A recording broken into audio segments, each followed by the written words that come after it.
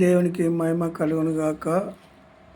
సమస్త మానవులు దేవుణ్ణే పొగడాలి, దేవుణ్ణే గణపరచాలి, దేవునికే మహిమ రావాలి.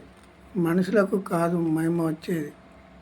దేవుని కృపను బట్టి ఈరోజు పేతురు రాసిన పత్రిక 2 పేతురు రాసిన పత్రిక 2వ అధ్యాయము.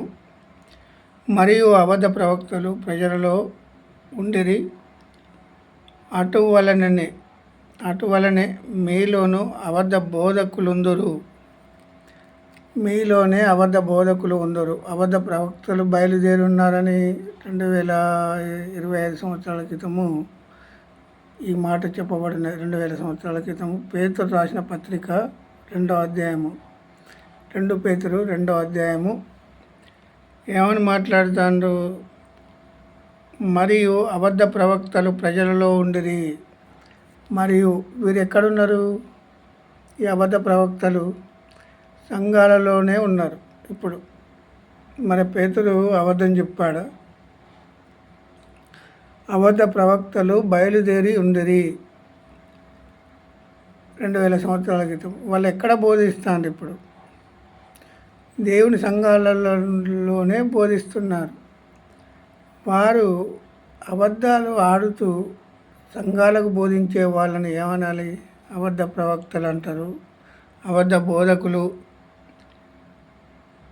అటువలనే మీలోనూ అబద్ధ బోధకులుందరూ, మీరు తమ్మును కొనిన ప్రభువును కూడా విసర్జించుదురు. దేవుణ్ణి కూడా విసర్జించే,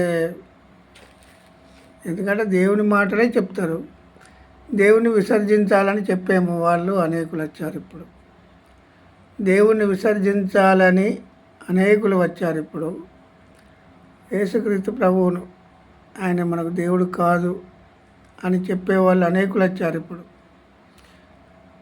విశ్రాంతి దినం గురించి మాట్లాడే వాళ్ళు ఉన్నారు, కానీ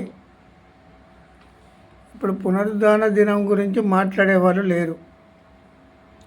యేసుక్రీస్తు ప్రభువును విసర్జించిండు. ఆయన సిలువేయబడ్డాడు. 33.5 సంవత్సరాలు మానవులలో ఉన్నాడు.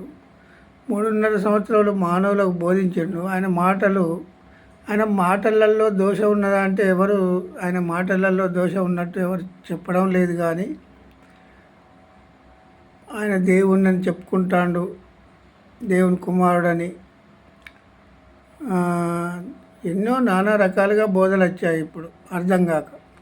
అయితే పేతురు ఇప్పుడు ఇక్కడ ఏమన్నాడు? అబద్ధ ప్రవక్తలు ప్రజలలో ఉండిరి, అటువలననే మీలోనూ అబద్ధ బోధకులుందరు, మీరు తమ్మును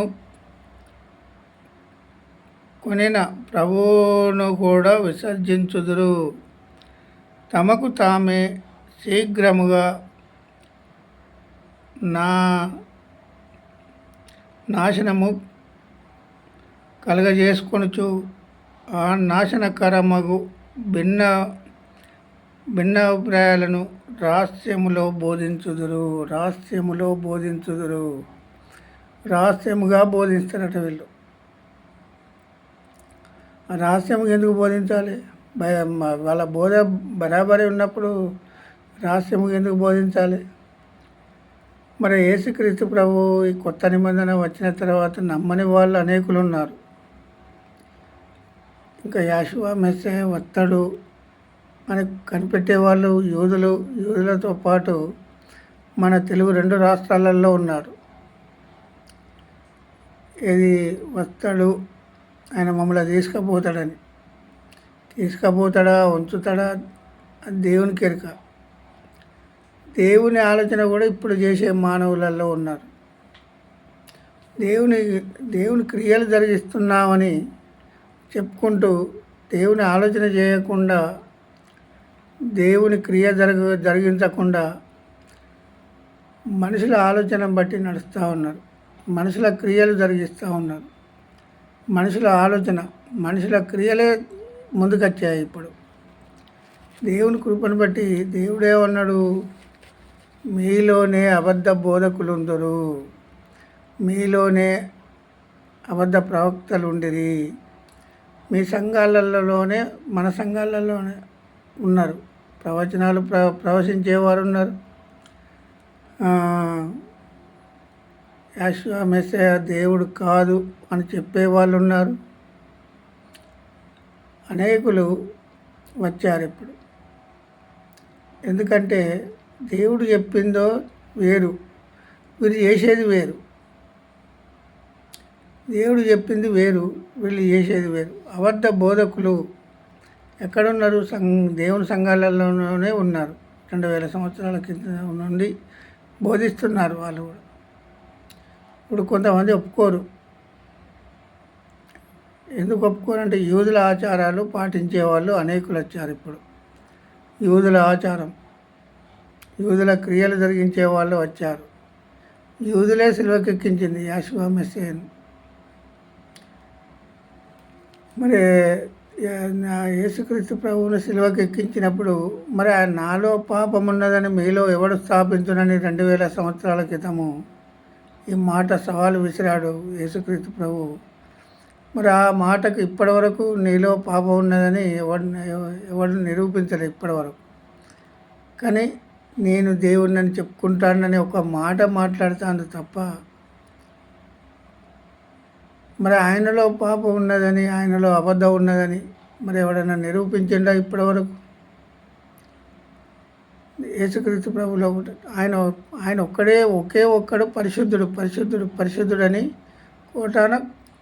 కోట్ల దేవదూతలు నిత్యం మానకప్పుకొనబడుతున్నాయి. కానీ ఇది అర్థం కాక వీళ్ళు వ్యర్థులు అవుతారు. దేవుని వాక్యము గ్రహించి చదవరు వీళ్ళు. దేవుని వాక్యము గ్రహించాలి. ఎందుకు గ్రహించాలి? చాలామంది ఇప్పుడు ఎలా బయలుదేరారంటే విశ్రాంతి దినం మేము పాటిస్తాము అనే యూదుల ఆచారాలు పాటించే వాళ్ళు అనేకులు వచ్చారు. యూదుల క్రియలు జరిగించే వాళ్ళు అనేకులు వచ్చారు. యూదా మతస్థులు అని చెప్పుకుంటూ మరి మతం కాదు కదా, ఇది మార్గం, మంచి మార్గం. ఈ మంచి మార్గంలో నడవాలంటే నొప్పి. నేనే మార్గమును, నేనే సత్యమును, నేనే జీవమును, నా ద్వారా తప్ప తండ్రి యొద్దకు ఎవ్వడూను చేరలేడు అని యేసుక్రీస్తు ప్రభు చెప్పాడు. ఆ మంచి మాటలో వినబడవు చెవులకు, చెడు మాటలు మాత్రం ముందుకు తీసుకొస్తారు. ఇప్పుడు దేవుని ఆలోచన చేయాలి, దేవుని క్రియ జరిగించాలి. ఇప్పుడు ఆయనలో పాపం ఉన్నదని మీలో ఎవడు స్థాపించు, ఎవడు నిరూపణ చేసిండు చెప్పాలి కదా. ఎవరు చెప్పలేదు. నాటి నుండి నేటి వరకు,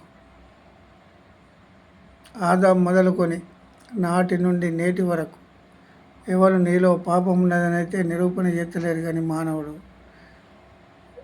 కానీ అబద్ధాలు ఆడుతూ, అబద్ధాలకు జనకుడు ఎవరంటే అపవాది సంబంధుడు. ఈ మాటలు మాట్లాడే వాళ్ళందరూ ఇది అబద్ధ బోధకులు, అబద్ధ ప్రవక్తలు, అబద్ధ ప్రవచనాలు చెప్పేవారు,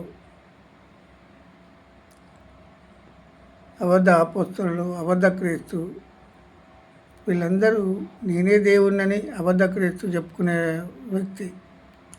ఎంతోమంది వచ్చారు, పోయారు. దేవుని కృపను బట్టి దేవుడు ఈ మాటలు దీవించునుగాక. దేవుడే ఈ అబద్ధ బోధకులకు బుద్ధి చెప్పేది దేవుడే. హల్లెలూయా. దేవుడికి మహిమ కలుగునుగాక. ఆమేన్.